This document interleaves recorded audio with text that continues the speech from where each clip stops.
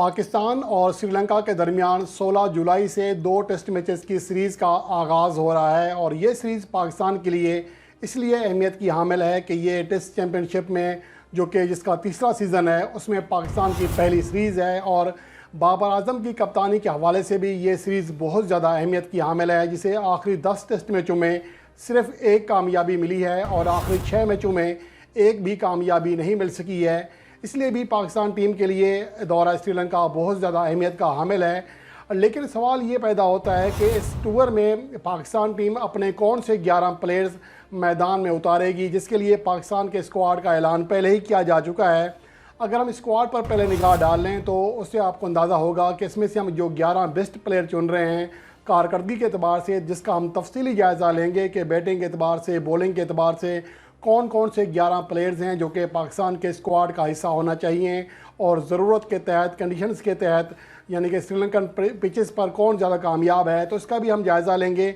लेकिन पहले हम निगाह डालते हैं पाकिस्तान के टेस्ट स्क्वाड के ऊपर, जिसका पहले ही ऐलान किया जा चुका है और पाकिस्तान टीम मौजूदा वक्त में श्रीलंका पहुंच चुकी है, जहां पर 11 जुलाई से वो 2 रोज़ा प्रैक्टिस मैच खेलेगी हम्बनटोटा के मकाम पर।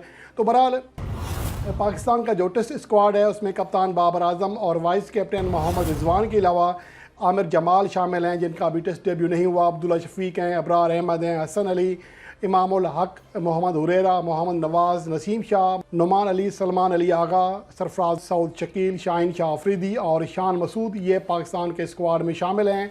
लेकिन अब सवाल ये पैदा होता है कि अगर पाकिस्तान की बैटिंग आर्डर के अतबार से देखें तो गुज़िश्ता जो सीरीज़ खेली गई हैं न्यूजीलैंड के ख़िलाफ़, उसमें इमामुल हक और अब्दुल्ला शफीक ओपनिंग करते हुए दिखाई दिए थे, जबकि इंग्लैंड के ख़िलाफ़ शान मसूद को मौका दिया गया, वो भी कामयाब नहीं हो सके। और जहाँ तक अब्दुल्ला शफीक की बात है, गो के जो आखिरी गाल टेस्ट मैच था दौरा श्रीलंका में, जो पाकिस्तान की आखिरी 10 टेस्ट मैचों में वहद कामयाबी है, उसमें अब्दुल्ला शफीक का कलीदी किरदार था, जिसने 160 रन की नाकाबिल शिकस्त इनिंग्स खेलकर पाकिस्तान को 342 रन का रिकॉर्ड टारगेट चेस कराया था। लेकिन अहम बात यह है कि हालिया जो उसके बाद जो परफॉर्मेंस है, सिर्फ 1 सेंचुरी बना सके हैं, लेकिन आखिरी जो उनकी 9 टेस्ट इनिंग्स हैं उसमें सिर्फ 15.77 की मामूली एवरेज के साथ वो सिर्फ 142 रन बना सके हैं, जिनमें एक भी 50 शामिल नहीं है। जिसमें इंग्लैंड के ख़िलाफ़ वो 6 रन बनाकर आउट हुए थे रावलपिंडी में आखिरी इनिंग्स में, पहली इनिंग्स में 114 रन बनाए थे, ये उनकी आखिरी 10वीं इनिंग्स थी। लेकिन इस इनिंग्स के बाद उनकी कारकर्दगी देखें तो इंग्लैंड के ख़िलाफ़ मुल्तान में वो 14 और 45 रन बनाकर आउट हुए। इसके बाद इंग्लैंड के ख़िलाफ़ कराची टेस्ट मैच में 8 और 26 रन बनाकर आउट हुए। न्यूजीलैंड के ख़िलाफ़ पहले कराची टेस्ट मैच में 7 और 17, जबकि आखिरी मैच में 19 और 0 पर आउट हुए। तो उनकी जो मौजूदा कारकर्दगी है वो ज़्यादा अच्छी नहीं है। लेकिन गाल में जो उनका आखिरी मैच था, जो आखिरी इनिंग्स थी, 160 रन की धुआंधार और रिकॉर्ड साज इनिंग्स थी, इसकी बदौलत उन्हें चांस दिया जा सकता है। दूसरी जानिब हार्ड चॉइस हैं इमामुल हक, और जहाँ तक शान मसूद की बात है तो उनकी मेरे ख्याल में एक तो कारकर्दगी हालिया अरसे में ज़्यादा बेहतर नहीं रही है और इंग्लिश T20 ब्लास्ट भी खेल कर आ रहे हैं, काउंटी सीज़न खेल कर आ रहे हैं, वहाँ पर भी बड़ी कारकर्दगी का मुजाहरा नहीं किया। अगर उनकी कमबैक के बाद से टेस्ट इनिंग्स का जायज़ा लें तो जहाँ पर वो पहले मैच में इंग्लैंड के ख़िलाफ़ कराची में खेले थे बतौर ओपनर, 30 और 24 रन बना सके। इसके बाद न्यूजीलैंड के ख़िलाफ़ उन्हें दीगर बैटिंग आर्डर पर तीसरे नंबर पर, चौथे नंबर पर बैटिंग करने का मौका मिला, 3, 10, 20 और आखिरी इनिंग्स में 35 रन बना सके। तो ये उनकी कारकर्दगी है। तो इस तनाजुर में देखा जाएगा कि इमामुल हक और अब्दुल्ला शफीक की जोड़ी ही आगे जाएगी। अगर इस अरसे में यानी कि 2022 से पाकिस्तान के टेस्ट ओपनर्स की कारकर्दगी की बात करें तो इमामुल हक 872 रन बनाकर सर फहरस्त हैं, 3 सेंचुरियाँ, 3 50 बनाई हैं और 54.50 की एवरेज है। दूसरे नंबर पर अब्दुल्ला शफीक हैं, 842 रन बनाए हैं, 40 की एवरेज है, 3 सेंचुरियाँ और 2 50 बनाई हैं।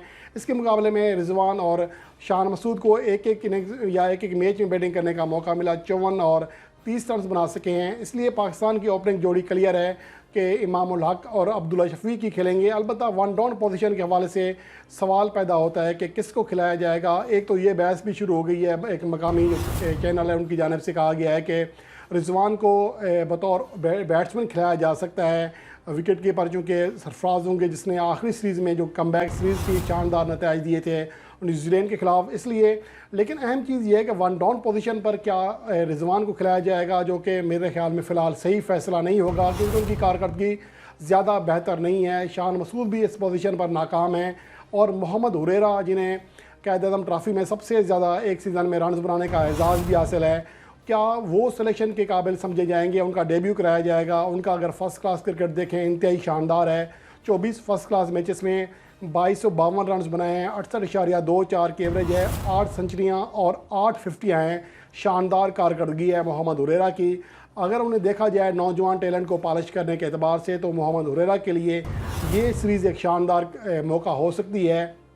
लेकिन फिर भी डिपेंड करता है कि जो तजर्बाकार प्लेयर्स के साथ पहले मैच में उतरना है या फिर मोहम्मद हुरैरा को। तो मेरे ख्याल में यहाँ पर शान मसूद का अभी भी चांस ज़्यादा ही लग रहा है। गो कि उनकी जो पाकिस्तान क्रिकेट बोर्ड की मैनेजमेंट कमेटी में एक बड़ी सिफारिश थी, एक बड़ी ताकत थी, वो नहीं है। लेकिन इसके बावजूद शान मसूद बहरहाल टैलेंट तो है उनमें। ये अलग बात है कि उनकी फॉर्म अच्छी नहीं लगी हुई, तो शायद उन्हें वन डाउन पोजीशन पर खिलाया जाएगा। इसके अलावा अगर रिजवान की बात करें, जिन्हें बतौर टेस्ट जो बैट्समैन खिलाने पे बात कर रहे हैं, मेरे ख्याल में उनकी कारकर्दगी ज़्यादा बेहतर नहीं है। ऑस्ट्रेलिया के खिलाफ कराची में 104 रन की नाकाबिल शिकस्त इनिंग्स खेलने के बाद उनका बैट खामोश है। जब वो लाहौर में 1 और 0 रन बनाकर आउट हुए थे ऑस्ट्रेलिया के खिलाफ, उसके बाद दौरा श्रीलंका में वो 19, 40, 24 और 37 रन बना सके। इसके बाद इंग्लैंड के खिलाफ उन्हें मौका मिला, 29 और 40 रन बना सके पहले टेस्ट मैच में। फिर मुल्तान में 10 और 30 रन बनाए, आखिरी में 19 और 7 रन बनाए, जबकि न्यूजीलैंड के खिलाफ उनके जगह सरफराज अहमद को मौका दिया गया था। तो इसलिए मेरे ख्याल में रिजवान की बतौर बैट्समैन भी इतनी कोई आउट क्लास कारकर्दगी नहीं है। गो कि इसमें कोई शक नहीं है कि उनके अंदर पोटेंशियल मौजूद है, वो खेल सकते हैं, बड़ी कारकर्दगी दिखा सकते हैं। लेकिन अगर कारकर्दगी के अतबार से देखें तो मेरे ख्याल में मोहम्मद रिजवान की इतनी ज़्यादा जगह नहीं बनती है कि उन्हें बतौर स्पेशलिस्ट बैट्समैन खिलाया जाए। इसके अलावा अगर 2022 से अब तक देखा जाए पाकिस्तान के तीसरे से 7वें नंबर पर बैटिंग करने वाले प्लेयर्स की फॉर्म, तो यहाँ पर बाबर आजम सबसे आगे हैं। 1235 रन बना चुके हैं, जो कि अपने किसी भी साथी बल्लेबाज के मुकाबले में दुगने से भी ज़्यादा रन हैं। 4 सेंचुरियाँ बनाई हैं, जबकि इस अरसे में पाकिस्तान का कोई भी दूसरा बैटर 1 से ज़्यादा सेंचुरियाँ नहीं बना सका। और 7 50 भी बनाई हैं बाबर आजम ने। सऊद शकील दूसरे नंबर पर हैं, 65 की एवरेज है। आखिरी मैच में वो सेंचुरी बनाने में कामयाब रहे थे। इसके अलावा अजहर अली तो रिटायर हो चुके हैं। आगा सलमान की कारकर्दगी अच्छी है, जो कि सेकंड लास्ट टेस्ट में सेंचुरी बनाने के अलावा आखिरी इनिंग्स में आखिरी मैच में 41 रन बनाने में कामयाब रहे। रिजवान की कारकर्दगी सामने है आपके कि 8 मैचेस की 14 इनिंग्स में वो सिर्फ़ और सिर्फ 371 रन बना सके हैं, 30 की एवरेज है। सरफराज ने शानदार नतीजे दिए हैं, दो टेस्ट मैचेस में 335 रन बनाए हैं। तो ये कारकर्दगी है। और मोहम्मद नवाज़ जिन्हें बतौर ऑलराउंडर, क्योंकि वहाँ पर स्पिन विकेटें होंगी, उनको खिलाया जाए, तो उनकी अगर टेस्ट फॉर्मेट में कारकर्दगी देखें 2022 से अब तक 5 इनिंग्स के लिए हैं, सिर्फ 75 रन बनाए हैं, 45 उनका बेस्ट स्कोर रहा। तो ओवरऑल उनकी कारकर्दगी बैटिंग में ज़्यादा बेहतर नहीं है। बॉलर्स में देखें तो इब्रार अहमद सबसे आगे हैं, और इसके अलावा नसीम शाह ने 22 विकेट हासिल किए हैं। नुमान अली में विकेट टेकिंग एबिलिटी है, 18 विकेट हासिल करके इस तरह में पाकिस्तान के तीसरे टॉप विकेट टेकर हैं। तो शाहीन शाह अफरीदी जिन्हें कम मौके मिले हैं अनफिट होने की वजह से, वो 4 मैचेस में 13 विकेट हासिल कर चुके हैं। ज़ाहिद महमूद को ड्रॉप कर दिया गया है। मोहम्मद नवाज़ के आखिरी जो 3 टेस्ट मैचेस हैं, इसमें वो 11 विकेट हासिल करने में कामयाब रहे, जिसमें 588 की कारकर्दगी भी शामिल थी। तो इस परफॉर्मेंस को देखने के बाद अब जो पाकिस्तान की बेस्ट प्लेइंग 11 है, उसमें ओपनर्स में अब्दुल्ला शफीक और Imamul Haq, one down position पर शान मसूद को रखा जाएगा, जबकि मोहम्मद हुरैरा ऑप्शन के तौर पर हैं। जबकि चौथे नंबर पर बाबर आजम, 5वें नंबर पर सऊद शकील, 6ठे नंबर पर सरफराज अहमद, 7वें नंबर पर सलमान अली आगा, 8वें नंबर पर शाहीन शाह अफरीदी जिनका कम बैक होगा। इसके अलावा नसीम शाह 9वें नंबर पर, जबकि 10वें नंबर पर टाई होगी मोहम्मद नवाज़ और नुमान अली के लिए। अगर मोहम्मद नवाज़ को सिलेक्ट किया जाता है तो ज़ाहिर सी बात है उनका जो बैटिंग आर्डर है वो ऊपर होगा, सरफराज के बाद या सलमान अली आगा के बाद बैटिंग करने आएंगे।